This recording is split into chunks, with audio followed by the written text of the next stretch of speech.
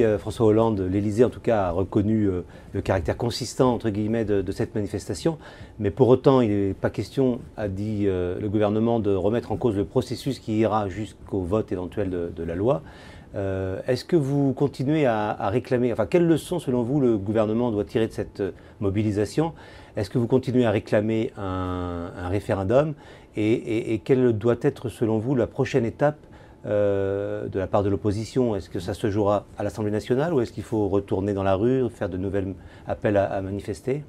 En tout cas, il y a une certitude, c'est que le gouvernement a eu tout faux.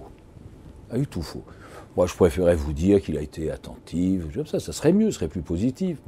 Le gouvernement a eu tout faux dans cette affaire. Pourquoi?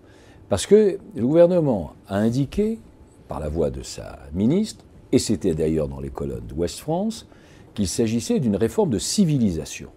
C'est ce qu'a dit la garde des Sceaux. Elle engage le gouvernement, elle engage le chef de l'État, elle n'a pas été démentie. Et elle dit ça dans Ouest France, c'était au mois, je crois, de novembre.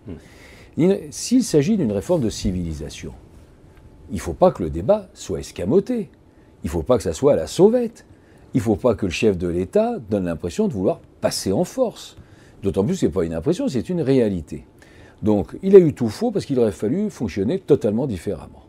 Il aurait fallu d'abord qu'il convoque des états généraux de la famille, qu'on mette les choses à plat, qu'on voit le poids des mots, qu'on voit les aspects juridiques, qu'on prenne du temps.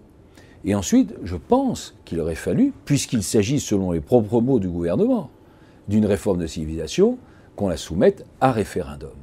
Et donc là, il n'y a pas eu de débat en amont. Il y a eu des débats. Il y a eu des auditions à l'Assemblée nationale. Il y a eu des auditions. Et il y aura d'autres débats dans le cadre du Parlement. Je vais y venir. Donc, il n'y a pas eu de vrai débat avec les états généraux de la famille.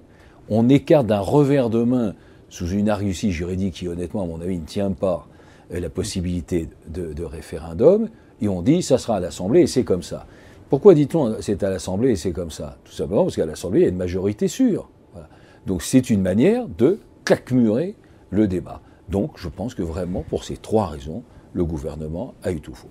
Pas d'état généraux de la famille, on écarte le référendum et on verrouille le débat alors qu'il y a une Assemblée dont on connaît la majorité.